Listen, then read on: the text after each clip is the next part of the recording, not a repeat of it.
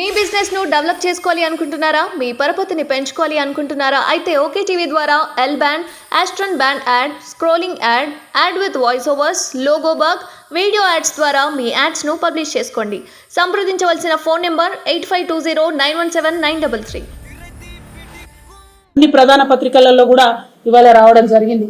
ఇది కరువు కాదు, కాళేశ్వరం ప్రాజెక్టుని బద్నాం చేయాలి, కేసీఆర్ గారిని బద్నాం చేయాలి అనేటటువంటి ఉద్దేశంతోని రాష్ట్ర ముఖ్యమంత్రి రేవంత్ రెడ్డి గారు సృష్టించినటువంటి కృత్రిమమైనటువంటి కరువు ఇదే అని చెప్పి ఇవాళ మేము ప్రజలందరికీ తెలియజేస్తా ఉన్నాం. మీకు అనుభవ రాహిత్యం ఉంది, మీకు అవగాహన రాహిత్యం ఉంది కాబట్టే కాళేశ్వరం నుంచి మీరు చెరువులు నింపలేకపోయినరు, కాలువలు నింపలేకపోయినరు, నీళ్లు ఇవ్వలేకపోతా ఉన్నారు. ఈ నెపమంతా కూడా మీరు ప్రకృతి వైపరీత్యం అని చెప్తా ఉన్నారు. అది తప్పు. తెలంగాణ రైతు ఎన్నడూ కూడా మొగులకు ముఖం పెట్టి ఎదురు చూడకుండా ఉండాలని చెప్పే కాళేశ్వరం కట్టుకున్నాం. అందులో చిన్న సమస్య ఏదన్నా ఉంటే దాన్ని రిపేర్ చేయండి, దాన్ని ఎంక్వైరీ చేయండి, మీరు పొలిటికల్ గా కక్ష సాధింపు చర్యలు తర్వాత చేయండి. కానీ ఇవాళ పొలాలు ఎండబెట్టడం, రైతులకు అన్యాయం చేయడం అన్నది మాత్రం చాలా దారుణం. కాళేశ్వరం నీళ్లను ఎట్లా వినియోగం చేసుకోవాలో మీకు తెలియనటువంటి అనుభవ రాహిత్యంతో తెలంగాణ ప్రజలు, రైతులు తీవ్రంగా నష్టపోతున్న విషయాన్ని ప్రజల దృష్టికి మరొకసారి తీసుకొస్తా ఉన్నాం. అదేవిధంగా ఎంతసేపు పొలిటికల్ అంశాలు తప్పితే ఇంకొక అంశం ముఖ్యమంత్రి గారు మాట్లాడతలేదు.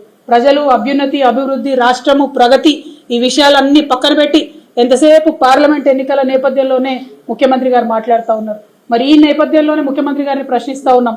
4 సౌత్ ఇండియన్ స్టేట్స్ ఢిల్లీలో ధర్నా పెడితే, కేరళ నుంచి ధర్నా పెట్టి బీజేపీని ప్రశ్నిస్తే ఎక్కడ కూడా మన ముఖ్యమంత్రి గారు మాట్లాడలేదు. కర్ణాటకలో వాళ్ళ కాంగ్రెస్ ప్రభుత్వమే ఉంది, వీళ్ళు ఢిల్లీకి పోయి ధర్నా చేసినా కూడా ఆనాడు మాట్లాడలేదు. తమిళనాడు ముఖ్యమంత్రి గారు సౌత్ ఇండియన్ ట్యాక్స్ అంతా సౌత్ ఇండియాకే రావాలి, ట్యాక్స్ డెవల్యూషన్ లో సౌత్ ఇండియన్ స్టేట్స్ కి అన్యాయం జరుగుతుందంటే కూడా ఈ ముఖ్యమంత్రి గారు ఎన్నడూ మాట్లాడలేదు. అన్నిటికన్నా ఎక్కువ మొన్న బడ్జెట్ లో మన రాష్ట్రానికి ₹1 రాకపోయినా కూడా ప్రధానమంత్రి గారి మీద ఈ ముఖ్యమంత్రి గారు మాట్లాడలేదు. మీరు పొలిటికల్ గా రాష్ట్రానికి అన్యాయం చేస్తున్నారు, అవగాహన లేక రైతులకు పొలాలు ఎండబెడతా ఉన్నారు. చాలా దారుణమైనటువంటి ఒక మహిళలంటే నిర్లక్ష్య వైఖరితోని మహిళలకు ప్రభుత్వ ఉద్యోగ అవకాశాల్లో గండి కొడతా ఉన్నారు. మరి ఈ వైఖరిని అంతా కూడా మేము ప్రజల ముందు స్పష్టంగా ఎత్తి చూపుతాం. మేము రేపటి నాడు మార్చి 8 నాడు పర్మిషన్ అడుగుతా ఉన్నాం ధర్నా చేయడానికి.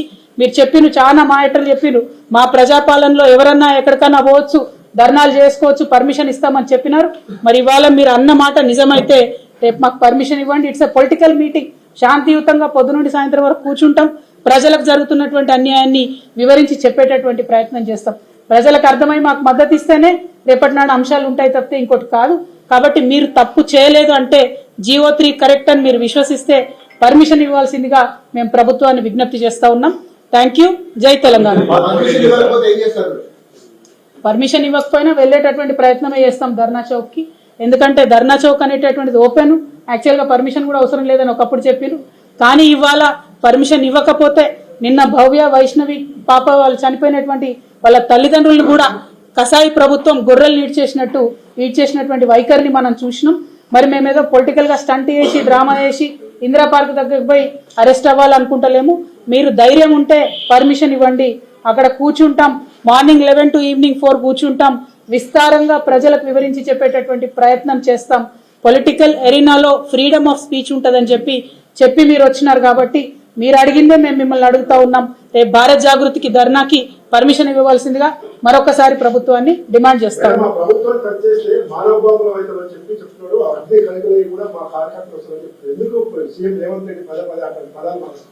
వారికి ఉన్నటువంటి ఇన్సెక్యూరిటీ వారు చెప్తున్నారేమో, వారి ప్రభుత్వాన్ని టచ్ చేసే ఉద్దేశం ఎవరికి లేదని పదే అన్ని పొలిటికల్ పార్టీస్ చెప్తా ఉన్నాయి.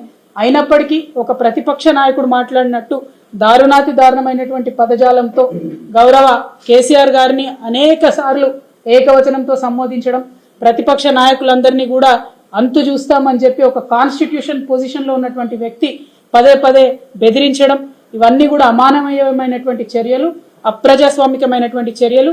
నిజంగా పోలీసు ఈ రాష్ట్రంలో ఫ్రీడంతో పనిచేస్తే ఇప్పటికే ఈ ముఖ్యమంత్రి మీద 100 కేసులు ఉండాలి. కానీ అమాయకుల మీద కేసులు పెడతా ఉన్నారు, ప్రభుత్వ పెద్దలు బెదిరిస్తా ఉన్నారు. ఇది తెలంగాణలో ఇవాళ ఉన్నటువంటి ప్రజాస్వామ్యం అనేటటువంటి అంశాన్ని ప్రజలు గమనించాలని కోరుతా ఉన్నాను. Thank you.